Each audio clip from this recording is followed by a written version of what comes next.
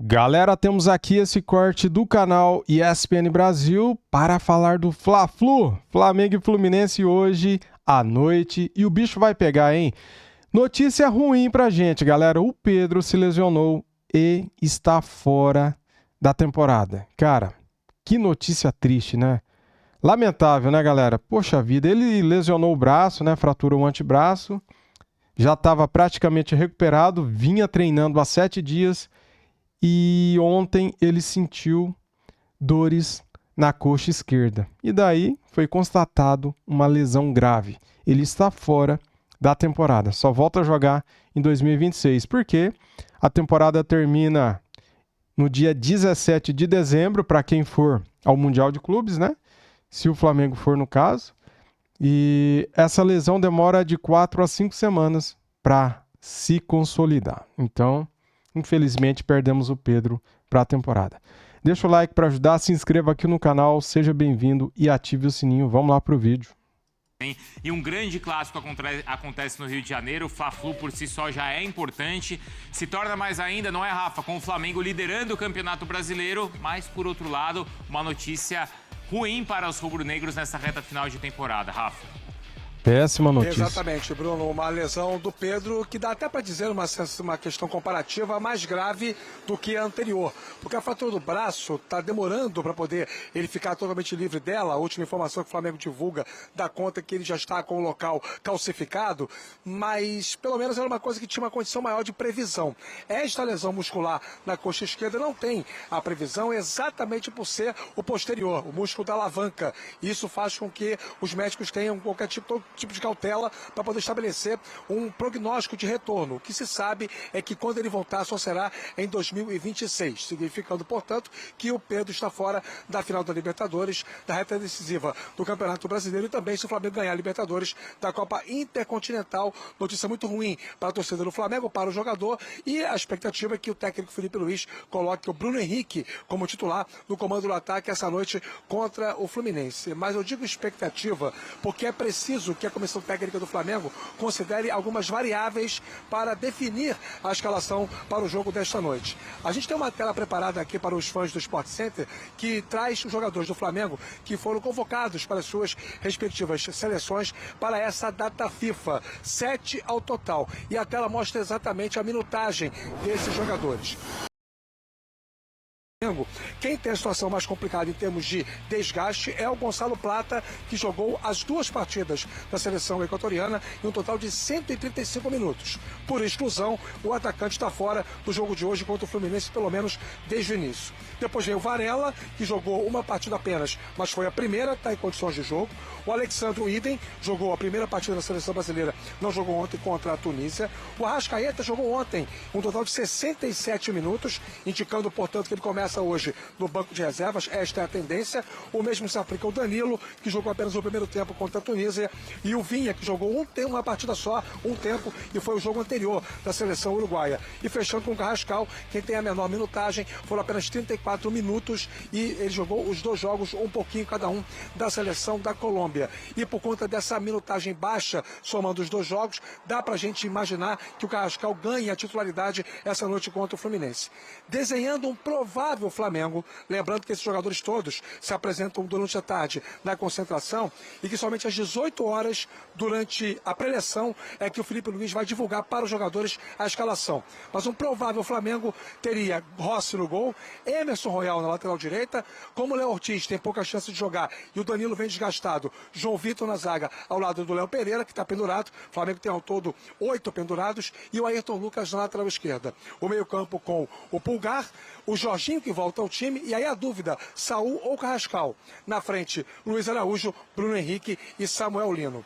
Do outro lado, o Fluminense, com a volta do Martinelli, seria o tipo de mistério. O técnico Luiz Subeldia não conta ainda com o Cano, segue entregue ao departamento médico. Portanto, é aquela escalação que o torcedor tricolor já vem se acostumando. Sempre aquela dúvida envolvendo o comando do ataque, mas hoje, mais uma vez, o Everaldo deve ser titular. Fábio no gol, Samuel Xavier, Thiago Silva, Freitas e René, Martinelli, Hércules e Lúcio Acosta. Costa, na frente o Canóbio, o Everaldo e o Kevin Serna. A bola rola às 9h30 da noite aqui no Maracanã. Falei que o Flamengo tem 8 pendurados, o Fluminense tem 7 pendurados, portanto, toda cautela é pouca para o clássico dessa noite, visando a sequência dos dois times no Campeonato Brasileiro. O capixaba Davi Lacerda será o árbitro do jogo e a bola rola para um público superior a 62 mil pessoas. Isso eu posso assegurar pela venda antecipada, Bruno. Boa, Rafa, porque aí o Flamengo vai jogar contra o Red Bull e o Fluminense enfrenta o Palmeiras. Nos últimos 5 jogos, então, entre os dois, a gente tá vendo aí, olha só, entre os dois não, os últimos 5 jogos dos dois, tá? Fluminense com 66% de aproveitamento, Flamengo com 73%. Gols marcados, aí o número do Flamengo é bem mais alto, 13 contra só 3. Gols sofridos, é mais equilíbrio, mas o Flamengo sofreu um pouquinho mais. Vamos começar pelo Pedro, então, pessoal. Eu ia falar assim, poxa, aqui né, o Pedro parece que sempre leva azar, não dá pra chamar um cara que é atacante do Flamengo de azarado, né? Além de competente, acho que as coisas deram muito certo na vida dele.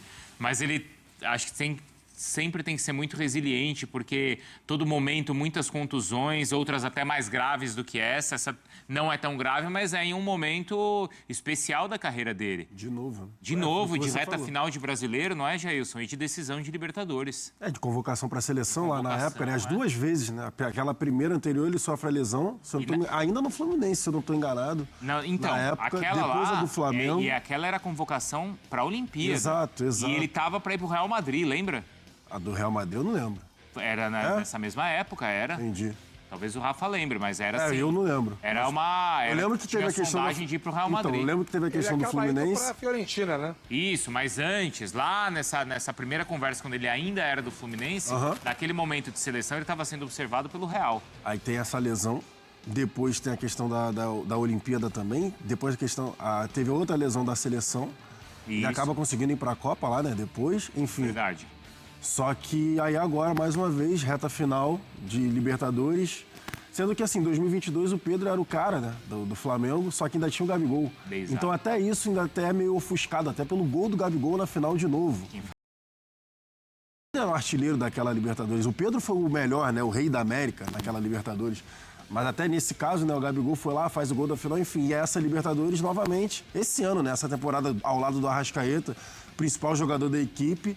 E aí na reta final, uma lesão boba, a do braço, que é uma lesão boba, porque ele dá um choque de frente ali com o defensor e ele acaba tendo uma lesão grave no braço, mas aí vem essa lesão muscular que acaba com a temporada do Pedro de 2025 novamente, né? Lembrando que ano passado o Pedro também teve a lesão, né? Que ele só foi ultrapassado lá no final com o Yuri Alberto. Não foi verdade, teve isso, que ele ficou 3 meses quase sem jogar. Ele perde a final da temporada também. E aí o Yuri Alberto depois vai passar na artilharia. Caramba, o livro da carreira do Pedro vai ser recheado, hein?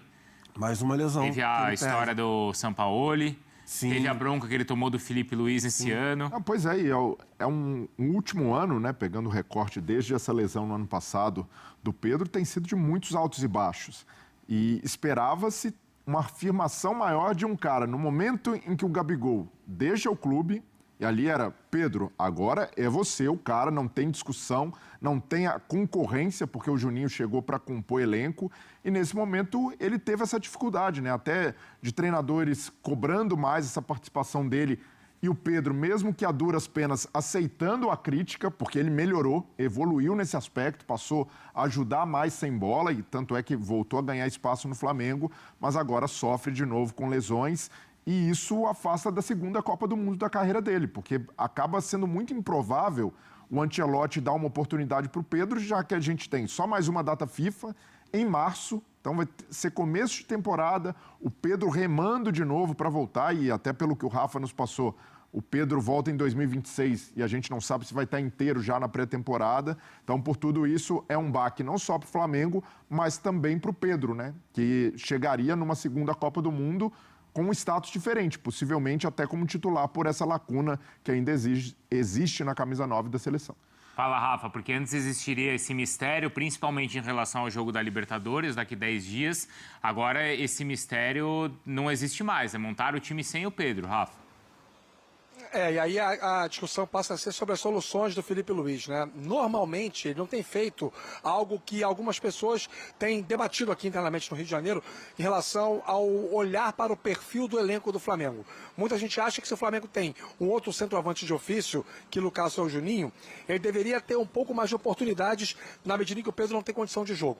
E o que o Felipe Luiz tem feito habitualmente? Colocado alguém para poder fazer o papel do centroavante. Ora o Bruno Henrique, ora o Gonçalo Plata. Em alguns momentos, por circunstâncias de jogos, até o próprio Arrascaeta exerceu uma função de falso 9. Então, assim, a solução, para mim, passa muito por isso. Eu não consigo imaginar que numa reta aguda de brasileiro, com o Flamengo líder, com uma final de Libertadores para acontecer daqui a 10 dias, eu não consigo imaginar que o Felipe Luiz vai colocar o Juninho para dar uma incrementada e aí manter um modelo de jogo com a figura do centroavante. Não. Ele vai para a bola de segurança, que é repetir formações que ele já tem utilizado na temporada, principalmente no segundo semestre. É óbvio que é uma grande perda, todo mundo sabe o potencial que o Pedro tem, o quanto a presença dele, e em primeira hora, se não me engano, foi o Jailson que falou sobre isso, ele tem em campo, o Flamengo ganha a questão da referência para o trabalho coletivo, as tabelas pelo corredor central, o pivô que puxa a marcação do adversário e abre a lacuna para a projeção dos homens de lado e para os homens de meio campo. Sem ele, ninguém faz isso. O que não quer dizer que o Flamengo não consiga desenvolver o seu jogo de outra forma. Eu acho que tem repertório de sobra ainda, e se por acaso perder a Libertadores ou tiver alguma coisa que envolva aí essa reta final de brasileiro e o Flamengo perca o título para o Palmeiras, eu não acho que vai dar para colocar na conta da ausência do Pedro. Eu acho que existem argumentos de sobra no elenco do Flamengo para poder encontrar uma solução para isso. Olha, né, Rafa? Isso é tudo bem. Atrapalha. Atrapalha, Negável. Isso, sem dúvida, né? Não dá pra falar. Por exemplo, eu acho que seria muito pior para o Flamengo se não tivesse o Arrascaeta nessa reta final. Perder o Pedro é ruim? Péssimo. Mas não ter o Arrascaeta seria pior para o funcionamento da equipe e para o tanto que o uruguaio está produzindo para o Flamengo em 2025. Nesse sentido, sim, né?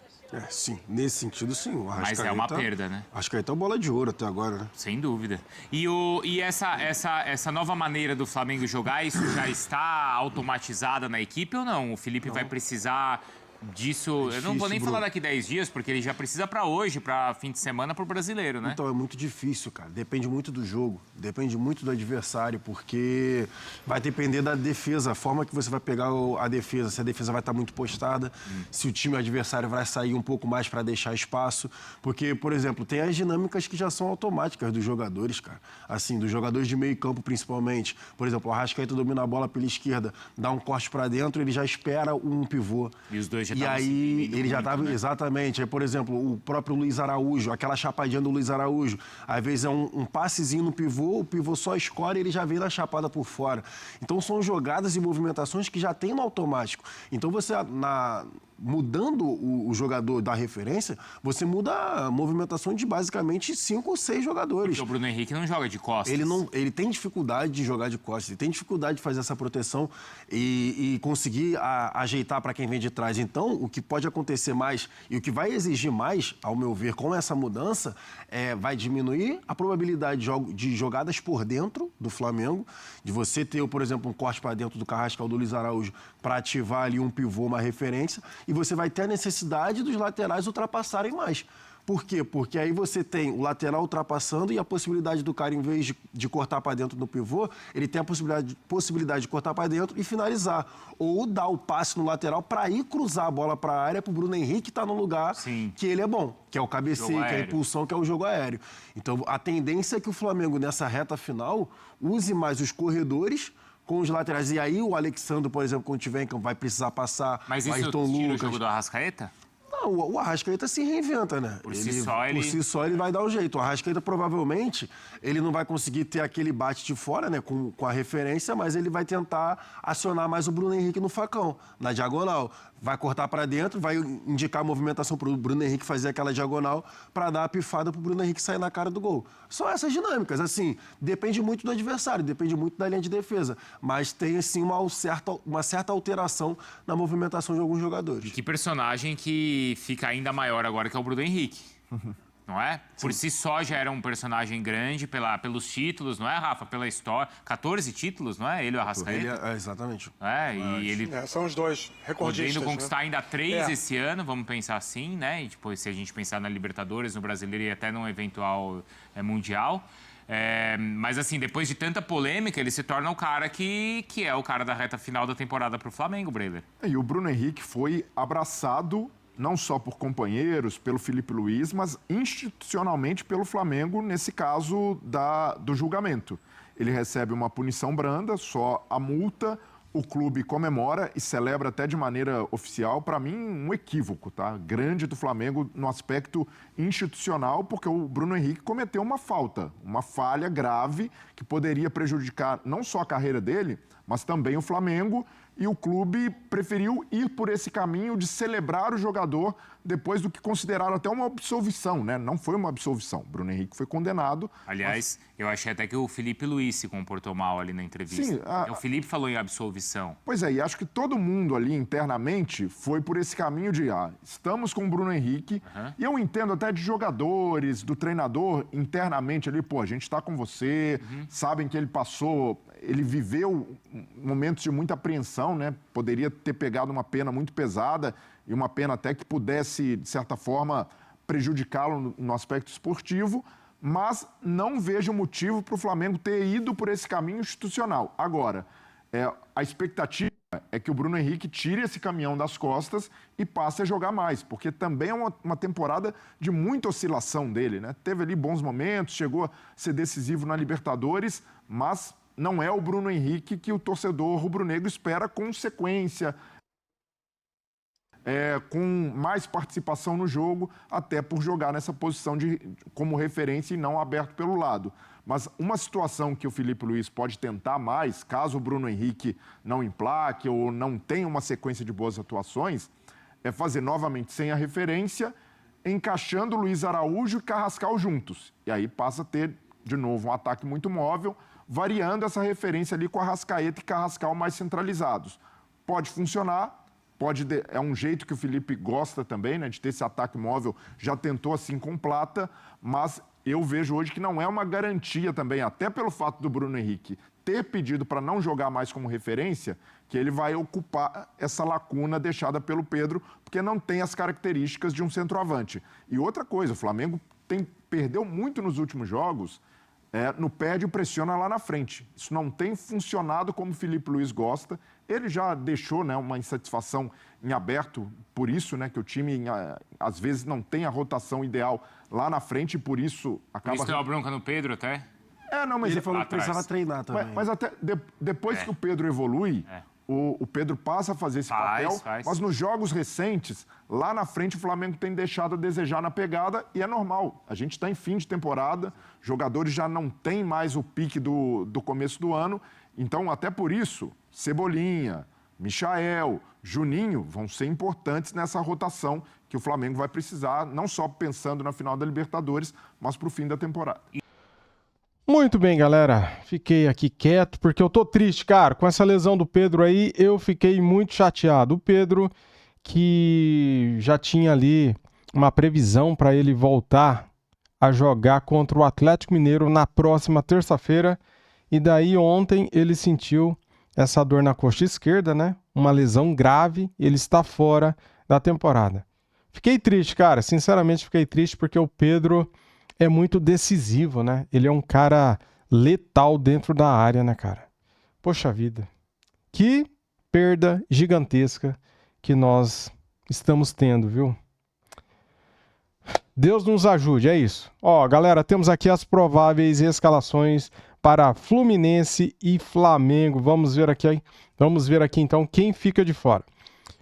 A provável escalação do Fluminense com Fábio, Samuel Xavier, Thiago Silva, Freitas, René, Hércules, Martinelli, Lúcio, Acosta, Serna, Canóbio e Everaldo.